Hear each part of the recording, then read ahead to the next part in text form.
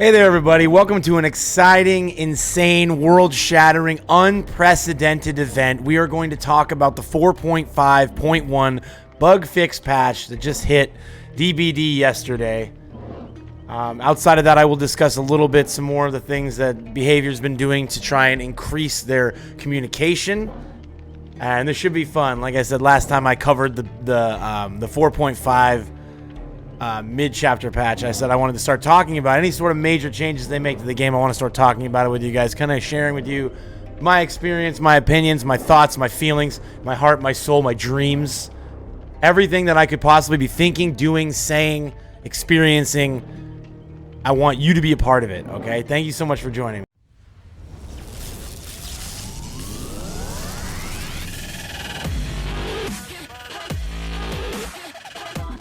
All right, so for starters, the 4.5.1 bug fix patch hit. So far, they fixed an issue that caused survivors to be floating in the lobby. Fixed an issue that caused various error messages to occur in lobby after a trial specific conditions were met. We saw this a lot. I would have myself. My lobbies would close with weird bugs. Fixed an issue that caused the auras in the observer's hand to be missing when accessing the archives from the widget. Never noticed it. I'm not an observant person. If you've ever played Among Us with me or seen me play Among Us, you'll know I'm not an observant man. But apparently that was a problem, and thank you, Behavior, for fixing it. Fixed an issue that caused Meg's golden summer outfit icon to not appear. Fixed an issue where a spectator could sometimes be locked in the spectator screen when entering in spectator mode while the last survivor reaches the tally screen. Trapped forever as an observer. Horrible. Thank you for fixing this. Fixed an issue where the unbreakable sets could be broken. Okay. Oh, that's the cosmetic thing where they could like make cosmetic sets where they could wear like different ones. Okay, you can't do that anymore. RIP. Fix an issue where some UI text showed incorrect characters in Thai language on Steam. Okay. Okay. So when I play the game on Thai setting, which I don't do on stream, but sometimes I do it just, on the weekends and stuff. I don't think I ever noticed a problem, but now it's fixed, so that's good. Fix the opacity on Victor's incapacitated effect on the player status widget to be more visible. Thank you, guys. Fix the missing character in archive challenge text when the language is set to French. Again, when I play on French during French nights. Now it's now going to be okay. It's better. Perfect. I love it. Fix an issue where the audio is muted when spectating another player. Fix the missing character in archive challenge text. Okay. Fix an issue where there's no sound effects on button prompts in the tutorials. Fix glyph placement issues in Gideon Meat Plant, Sanctum of Wrath, The Pale Rose, Midwich Elementary School, and both Silent Max. Fix an issue where the pips or lost and gained in the custom match be added to the pips lost or gained. Basically, custom match pips don't affect your main account anymore. Fix various collision-related issues in Autohaven Records and Crotus Prent Asylum. These maps have been re-enabled. Fix the crash when trial starts. After a player requests to join a party, killers can't see their own charms on hooks. That's the known issue. So us killers can't see our charms on hooks. RIP. Not a fan. Charms are a big part of my gameplay experience. All right, so this is actually the only really huge thing to me. They re-enabled Crotus and Autohaven Records. That's also on the game news. Hold up, I feel like it was. I guess all this is Fallen Realms have been re-enabled. Autohaven Records, Crotus Prent Asylums. Any offerings used for those realms are now going to work. Big pog. All right, so. That's basically the short and skinny of the 4.5.1 hotfix patch, right? We got our maps back.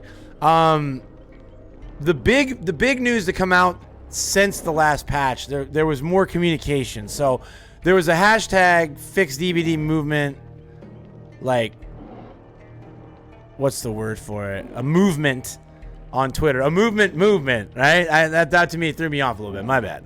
So a lot of people on Twitter started the hashtag FixDVD movement. There was a huge amount of pushback on this last patch. People were very upset. If you watched my last video, you know that I was a little bit more optimistic about the changes, but overall, I wanted to see more. Like, I was in no way happy with where the game was at, but I'm excited about the direction they're going. So for me, it's one of those like, okay, maybe they broke the bone now, to strengthen it for later. Where they got to reset the bone or whatever, right? Like it's the changes they're making now. I have faith, are in good faith, and have some sort of long-term goal.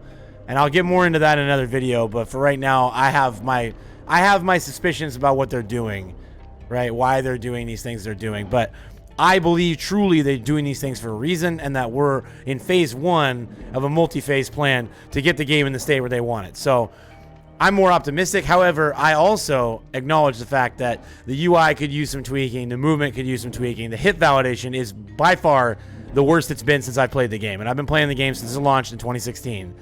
Like, the amount of weird hits, weird misses, pallet teleports, this just hits are in a rough place. So I'm looking forward to seeing where that'll. So anyways, the next steps, right?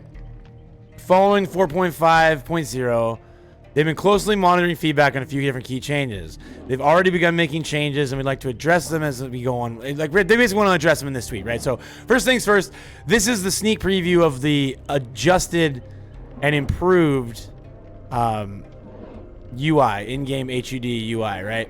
So you still got your perks in the bottom right, still got your killer power in the bottom left. They've moved the hook counter and the gen counter directly above the perks. They've moved the survivor portraits down just to put everything in a more condensed area, give you some more space. You can look at everything in one go now. This already is like a massive improvement. I'm really hoping that they are going to further tweak the way statuses are shown on the profile pictures, because for right now, let me move down a little bit so you can see better. For right now, it's still a little bit difficult for me, especially when I'm playing Survivor, to know like who's injured, who's hooked, who's what, who's like status changes need to be a little more pronounced. Maybe like there's just, it's a little harder to actually get a feel of the game state from just quick looking at the portraits. But again, I do like the updated portraits, and I do like that they've kind of mashed everything together much better.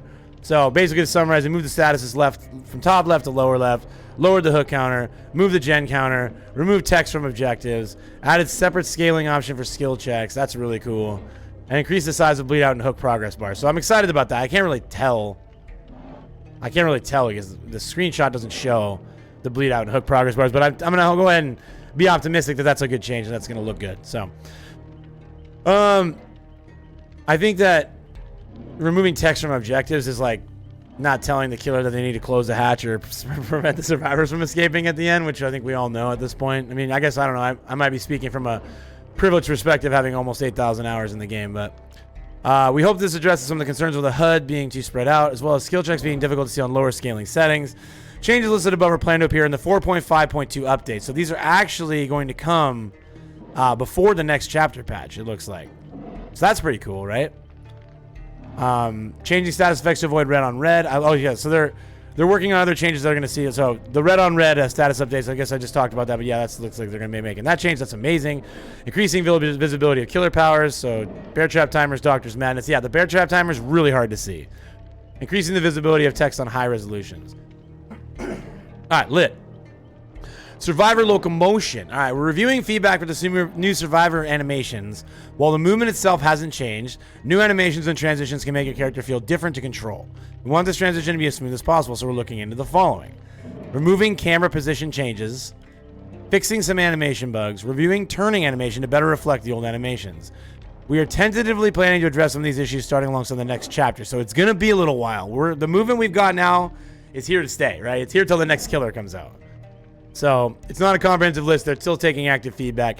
Again, I honestly feel like this is one of those things that like only needed to be said because people needed to be talked to about it. Like, this was always going to be the case. Like, they're going to be continuing to look at it, monitor, and make adjustments. Like, I've had faith since moment one of looking at the chapter patch, or the mid-chapter patch, that this is something they're going to be looking at and continuing to adjust and tweak. Like, they weren't just like, oh, movement's done, later, bitches. Like, you know what I'm saying? Like, at some point, I don't know. All this is to me is them saying what I already knew. Like, hey, we're going to keep looking at it because, like, it's phase one of a multi-phase process. Hit registration. Yeah, many of you have reported strange hits after the 4.5 update. Yeah, you think, dudes? You're not alone. There's a high priority issue. Our team has identified a potential cause. We're aiming to have it fixed by 4.5.2, which is going to be prior to the next chapter. So, crossing our fingers that this problem gets fixed sooner than later, right? Looking forward to hearing more about that, because that to me is the most glaring issue and the one that's going to cause I live stream the game a lot of hours every week. I have a lot of conversations about it with a lot of people playing the game. A lot of survivors are taking a break, leaving the game until this is fixed. Like, this is and again, they said it's a high priority issue. So, but like, I do not want to, what's the word for it? Not underestimate. No, there's a word for it though. I'm losing my words. It's first thing in the morning. Give me a break. Like, you can't stress enough. This is a high priority issue, is what I'm trying to say. All right. Miscellaneous. Here are a few frequently reported issues we'd like to cover before we sign off. Losing pips in custom games is fixed. Missing collision on Asylum fixed. Impassable areas in some maps fixed. Losing pips even though you appear to safety pip fixed in 4.5.2. That's not here yet. On the way. I don't know. I have questions about this because they're saying it's a visual bug where the game incorrectly shows you a higher quality emblem than you actually earned. But I don't know about that. Unless it's been that way for like a substantial amount of time. Like, you're basically, I don't know. I know that like people across the globe are massively depipping right now with their unbroken emblem not counting properly. So I hope that they go in a little deeper and discover more than just a visual bug, because there's definitely something wonky going on with pips at this point. But also pips aren't that important to me, so we'll see what happens. Misleading collision on rubble piles surrounding the asylum. I ran into this yesterday. Very annoying. Getting trapped on rubble piles. It's invisible rubble. Like, it's going to be fixed in 4.5.2. Can't happen soon enough. Drives me actually insane. Once again, keep in mind this is not an exhaustive list. So include a list of bugs alongside the respective updates. So they're going to continue to do it. So I wanted to talk just really briefly about what this means. Like, this is a huge step in the right direction, I feel like, for the shouting masses on Twitter, the shouting masses in Twitch chats, the people that are saying behavior lies to us, they don't talk to us, there's no communication. Like, this is a great first step, okay? The last chapter came out, the Victor chapter came out, the Twins chapter came out. A lot of issues, right? They got on them pretty quick. They cleaned it up pretty quick. But there wasn't a whole lot of communication. This time around, they released new locomotion. They released a new UI. They released the game alongside a lot of hit validation issues, a lot of bugs.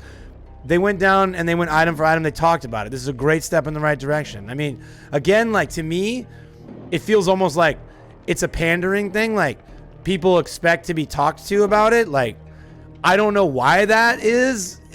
Because like I don't know, like a lot of games come out and then like this is what you get your developer notes and that's what you get.